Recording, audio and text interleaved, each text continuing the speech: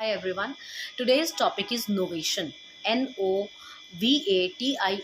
Novation is a very important topic of Indian Contract Act. Novation जो है इसका मतलब होता है जब आप किसी एग्जिस्टिंग कॉन्ट्रैक्ट में कुछ चेंजेस करते हैं, पार्टीज़ में चेंज करते हैं, टर्म्स एंड कंडीशंस में चेंज करते हैं और दो कॉन्ट्रैक्टिंग पार्टीज़ जो है इसमें न्यू पार्टी को सब्स्टिट्यूट भी कर सकती है, उसको हम नोवेशन कहते हैं। Novation section 62 of Indian Contract Act में मेंशन्ड है। It is an agreement made between two contracting parties to allow for the substitution of a new party for the existing one. हो सकता है एग्जिस्टिंग पार्टी को हटाकर नई party को डाल दिया जाए, या ये एक ऐसा प्रोसेस होता है in which original contract is extinguished and replaced with another. अभी का जो कॉन्ट्रैक्ट है वो एक्सटिंग्विश हो गया है और उसको एक नए कॉन्ट्रैक्ट से रिप्लेस किया जा रहा है। ये एक 3 वे कॉन्ट्रैक्ट होता है जो एक्सटिंग्विश हो जाता है और उसमें रिप्लेसमेंट की जाती है आइदर पार्टीज की, आइदर टर्म्स एंड कंडीशन की, और बोथ दोनों भी हो सकती है।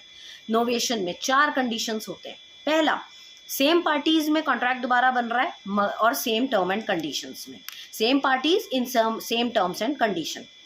फॉर एग्जाम्पल, आपका प्रोमिसरी नोट एक्सपायर हो रहा है तो उस वाली कंडीशन में आपने नया कॉन्ट्रैक्ट बना लिया, उसको नोवेशन कहते हैं। Second is between same parties but alteration in terms and condition. Parties same है but terms and condition alter हो गई। एग्जाम्पल, प्रोमिसरी नोट एक्सपायर होने वाला था तो debtor gave creditor some gold as security, so terms and condition change हो गई। Earlier it was promissory note, ठीक है, now it is a mortgage deed. अब इसमें एक मॉर्टगेज डीड बन गई तो ये टर्म्स एंड कंडीशन चेंज हो गई।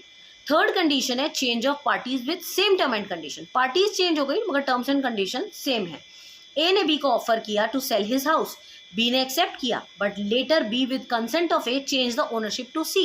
सपोज मेरे किसी फ्रेंड ने मेरे नाम पे मकान किया हुआ था, अब मैंने उससे पूछा कि मैं ये रखना नहीं चाहती हूँ, मैं किसी और को ट्रांसफर कर दूँ तुम्हारा मकान, तो मैंने सी को डाल दिया, तो पार्टी चेंज हो गई ना, मगर टर्म्स एंड कंडीशन अभी भी सेम है, सिर्फ ओनर का नाम बदल गया। न्यू एग्रीमेंट बनेगा इसमें भी। ये थर्ड कंडीशन है। फोर्थ कंडीशन है change parties change term and condition. Parties भी चेंज हो गई, टर्म्स एंड कंडीशन भी चेंज हो गई।